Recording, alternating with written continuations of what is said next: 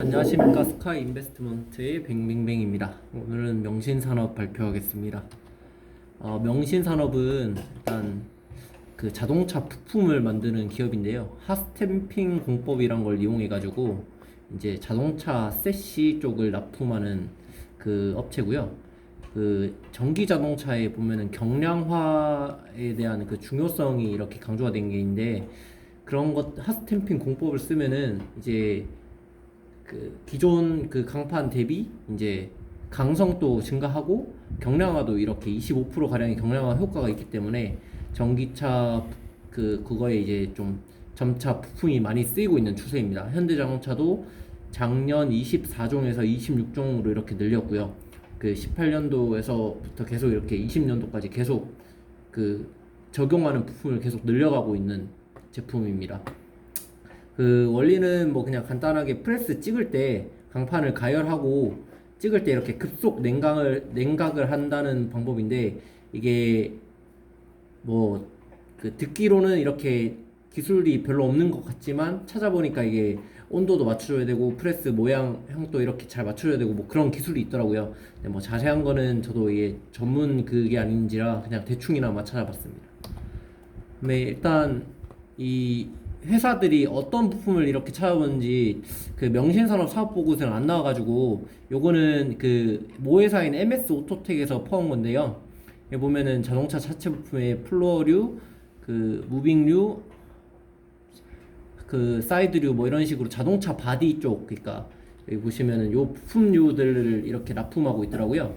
그래서 이게 주담이랑 통화를 해보니까 그 MS 오토텍에서 어차피 받은 거를 명신산업에서 일거리를 줘가지고 명신에서 생산을 하면은 MS 오토텍을 통해 가지고 현대제철에 납품을 하거나 뭐 그렇기 때문에 그 생산한 제품은 요렇게 요 제품을 생산한다고 생각하시면 될 것 같습니다.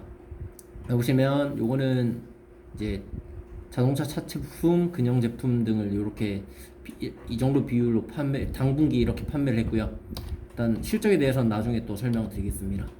어쨌든 이런 성장성은 이 전기차에 적용함에 따라 적용하는 부품 수가 늘어날 거다라고 이렇게 전망을 하고 있고요. 보시면은 핫스탬핑 부품의 수요처가 항공, 방산 등 좀 다양하게 있기 때문에 그 연간 이 16년도부터 그 세계적으로 15% 정도 성장을 했는데, 이게 올해도 이제 작년 대비 좀 괜찮게 성장을 할 거다 이렇게 내다보고 있고요. 국내에서도 10% 정도의 그 괜찮은 성장성을 보여주고 있습니다. 그래가지고 제가 이 명신산업 매출액을 이제 17년도부터 어떤 쪽에 이렇게 납품을 그 국내, 미국, 중국 이렇게 어느 정도 매출을 찾아봤는데요. 이게 미국향 매출 추이가 17년도 1년 동안 318억에서 18년도에 이제 737억으로 늘어났고, 18년도에서 19년으로 이게 크게 거의 7배 정도 성장을 했는데, 이게 이유가 이제 여기 보시면 17년도에 연결회사 총 매출액의 56%를 두 개 고객사 현대제철과 테슬라로부터 실현하고 있다라고 이렇게 17년도 사업보고서에 있더라고요. 그래가지고 이제 찾아보니까 19년도에서부터 이렇게 글로벌 전기차로 명칭을 바꿔가지고 과거 거 좀 뒤져가지고 찾았습니다. 보면은 여기 테슬라도 결국 이제 이렇게 추이를 찾아보니까 5천억 정도면은 20년도 이렇게 매출 비중이 거의 뭐 대부분이다 라고 보시면 될 것 같습니다. 이게 국내는 이때 매출이 좀 꺾였던 이유가 현대 기아가 이제 코로나 때문에 그 조금 그 19년 대비 언더퍼폼을 했는데, 다행히 이제 21년 1분기를 보니까 국내도 크게 회복을 했더라고요. 4분기 2021년 1분기를 보니까. 다만 이제 그 미국에서 이제 테슬라향 매출도 그 크게 성장했으면 좋았을 텐데, 이 부분은 이제 좀 그 성장에 있어서는 좀 주춤하는 모습을 보여주고 있었습니다. 다만 이제 또 중국향 매출액이 17년도부터 이게 미국과 비슷하게 이렇게 크게 성장을 했는데, 이게 나중에 설명드리겠지만 중국 쪽 매출액이 이렇게 괜찮게 성장해가지고 이게 주담 통화를 해봤는데, 업체는 처음에 그 통화하신 분은 업체를 안 가르쳐 주시더라고요. 아주 상하이 있는 업체다라고만 해가지고 제가 이게 좀 나름의 상상의 나를 펼쳤는데, 알고 보니까 이게 다른 분 이제 다른 시간에 이렇게 통화를 하니까 다른 분은 이제 이게 아마 테슬라 쪽에서 이제 중국 공장이 있어가지고 늘어난 것일 거라고 이렇게 설명을 해주시더라고요. 아주 그 중국 업체를 통해 가지고 이제 중국 회사들, 전기차 회사들에게 이제 컨택을 시도하고 있는데, 그게 이제 추후에 어떻게 될지는 지켜봐야 될 것 같다라고 답변을 받았습니다. 어쨌든 이게 국내도 이제 이렇게 보시면은 매출 추이가 그래도 나름 17년도 대비해서 크게 성장을 했는데, 이때 18년도에 이게 캐파를 증설을 했거든요. 가지고 18년도 기준으로 보면은 그래도 성장하고 있는 추세를 보여주고 있다 생각하시면 될 것 같습니다. 가지고 여기 이거는 이제 미국향 테슬라의 그 이제 분기 판매 대수인데요. 이제 보시면은 18년도에 이제 17년 대비 아주 크게 성장을 했는데, 그게 맞춰가지고 이제 명신산업의 제품 적용하는 제품이 많아지면서 같이 이렇게 성장한 모습을 보여주고 있습니다. 가지고 전망을 이렇게 해보자면은, 이게 테슬라가 점유율을 계속 유지하고 이제 더 늘어날지는 모르겠지만, 이게 지금 추세로 이렇게 간다고 치면은 명신산업도 미국 내에서 이제 제품 판매를 괜찮게 할 수 있지 않을까 기대는 하고 있습니다. 가지고 여기 보시면은 현대 기아차도 지안의 23종이네요. 23종에서 이제 올해 26종까지 늘었다라고 한 기사가 20년도 기사인데, 이제 21년도는 얼마나 늘었을지는 또 그 통화를 통해서 좀 알아봐야 될 것 같습니다. 자료가 많이 이렇게 없더라고요. 그리고 국내 매출 추이도 이제 이렇게 20년도에 살짝 꺾였으나 1분기 이렇게 그 1,100억 정도 매출이 나왔고요. 가지고 요거는 이제 자료 수정을 해야 되는데, 처음에 이게 주담 통화했을 때는 상하이 있는 글로벌 전기차 회사다라고 설명을 해가지고 중국 회사인 줄 알았는데, 요게 그 테슬라 쪽 매출인 것 같다라고 생각하시면 될 것 같습니다. 가지고 20년 가동률이 안 나와가지고 그 어느 정도 캐파를 가지고 있고 이제 얼마나 더 생산할 수 있는지 찾아봤는데, 이게 사업 보고서에 나오지 않더라고요. 그래가지고 일단은 통화를 해보니까 가동률 80% 정도 조금 넘는다라고 말을 해줬고요. 근데 그 21년 1분기에는 그보다 더 이렇게 생산을 했다고 하는데, 이게 생산 수요에 맞춰 캐파는 증가 유지를 할지 이렇게 결정한다고 하는데, 요게 이제 보시면은 캐파 자체가 18년도 19년도 이렇게 성장하고 거의 그냥 그 유지라고 해야 되나요? 거의 뭐 성장이 없는 모습을 보여주고 있기 때문에 어떻게 될지는 좀 지켜봐야 될 것 같습니다. 가지고 재무 같은 경우에는 이렇게 살펴봤는데, 15년도, 16년도 대비해 가지고 자동차 부품인데 불구하고 이제 영업이익률이 괜찮게 개선되고 있는 모습을 보여주고 있어요. 근데 이 영업이익률도 이제 그 자동차 부품이다 보니까 질문을 해주신 것 중에 그 단가이나 압박이 있지 않냐 이렇게 그 주신 게 있어가지고 저도 이게 문의를 해봤거든요. 근데 아무래도 자동차 부품 현대 기아 쪽은 아무래도 이게 현대 기아의 단가를 맞춰가지고 이렇게 생산하는 경향이 있을 수밖에 없다고 하더라고요.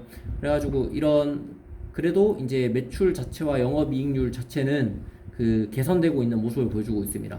그래서 이거는 제가 1분기 실적 그냥 곱하기 4 해가지고 21년 1분기 어느 정도 나올까 생각을 그냥 대충이나마 계산해봤는데, 매출액은 1조, 만약에 영업이익은 1,000억 정도 좀 넘는 실적이 나오지 않을까 그냥 기대를 하고 있습니다.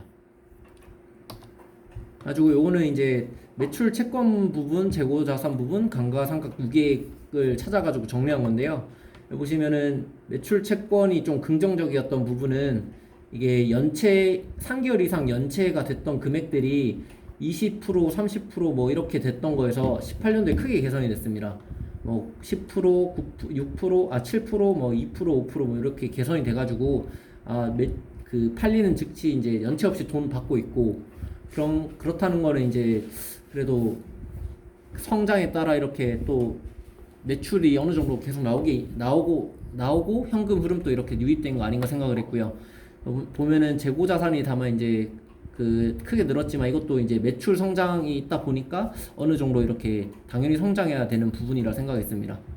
매출 채권도 따라서 크게 성장을 했고요.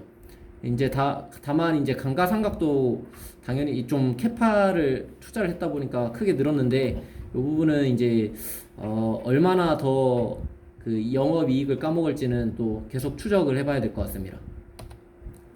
가지고 원자재 관련해 가지고 최근 철근 같은 가격이 많이 올라가지고 영업이익률을 해치지 않을까 걱정을 했는데요. 이게 모회사인 MS 오토텍 그 사업 보고서를 뒤져보니까 그 원재료를 고객사의 유상사급으로 제공받고 있다라고 이렇게 답변을 받았는데, 그 MS 오토텍도 마찬가지라고, 그 명신산업도 마찬가지라고 하더라고요. 유상사급을 받으면 이제 이미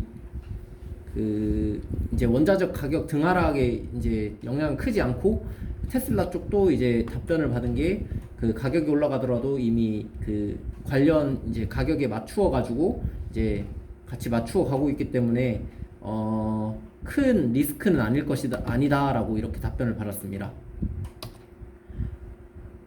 가지고 이제 다만 그 20년도 이렇게 실적을 보면은 영업 세전이익이 이제 마이너스 크게 난 게 있는데요. 요거는 이제 상장되다 보니까 일회성 비용으로 생각하시면 될 것 같습니다. 평가이익입니다. 평가이익이 이제 사채를 발행했던 게 좀 있는데, 그 규모가 이제 평가이익이 커지면서 부채로 잡혀서 이렇게 일회성 비용으로 책정됐다고 합니다. 가지고 리스크는 이렇게 살펴봤는데요. 아무래도 전환사채가 크게 있습니다.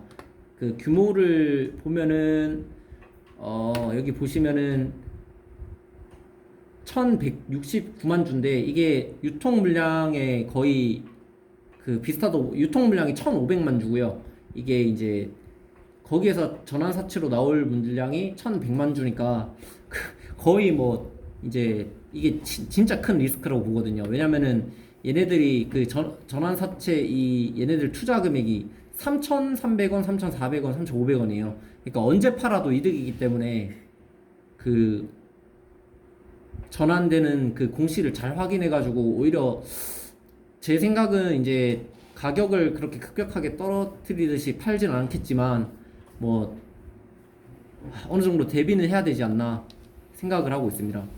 좀 더 살펴보니까 우선주 뭐 이런 것들이나 이렇게 살펴봤고요. 어쨌든 이 전환사채 관련해 가지고 아주 규모가 크기 때문에 이게 오히려 매수 기회가 될지 아니면 큰 리스크가 될지는 좀 길게 보고 접근해야 될 것 같습니다. 가지고 21년도에 그리고 또 모회사 MS 오토텍의 단기 차입 부채가 당장 21년도에 갚아야 될 돈이 1,600억 정도 있습니다. 근데 MS 오토텍의 현금 흐름이 그렇게 막 200억, 300억 정도의 규모의 회사거든요. 이 당장의 이 부채를 어떻게 해결할까 좀 의문이 들고요. 그래가지고 이 리스크가 자회사인 명신산업에도 이제 영향을 끼치지 않을까 좀 우려하는 부분이 있습니다. 예, 주담 통화를 해봤는데도 이 부분에 대해서는